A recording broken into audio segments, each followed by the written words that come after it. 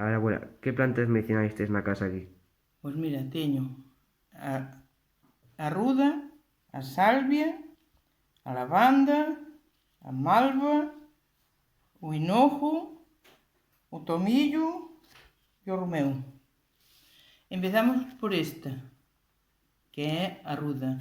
Esa, antiguamente, cando os nenos tiñan lombrices, pois frotábanlle na barriga, puñenlle aquí por debaixo do papo e das narices para que o leran forte, e iso era o que lle daban como remedio para as lombrices, porque antiguamente non había medicinas.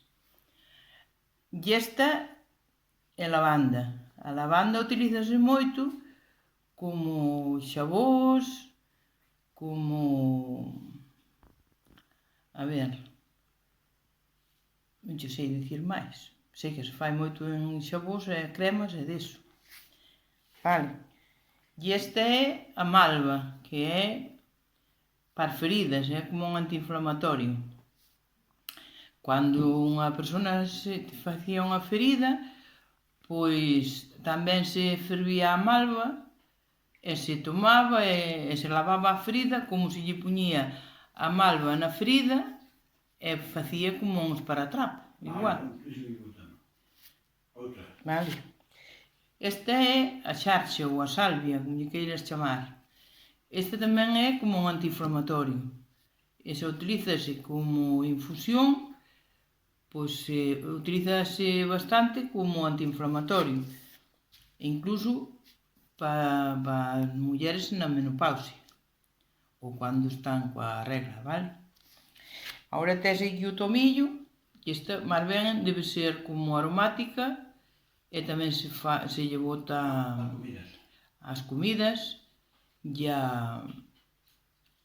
as aguardientes de erva ou licores de erva ou algo así. Isto tamén se utiliza poñéndoa nunha ventana para que non entren as moscas para dentro. Este é o hinojo. O hinojo, chamada como erva de anís, pois fanse licores e incluso se fan infusións por gases, que son moitas medicinas fanas con hinojo por gases. Este é o romeu.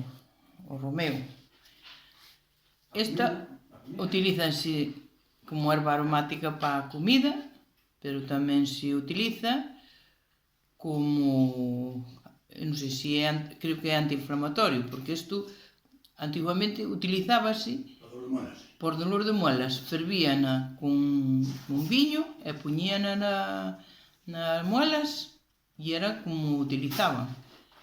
E tamén algúns curandeiros utilízana para darlle na columna e darlle unhas masajes.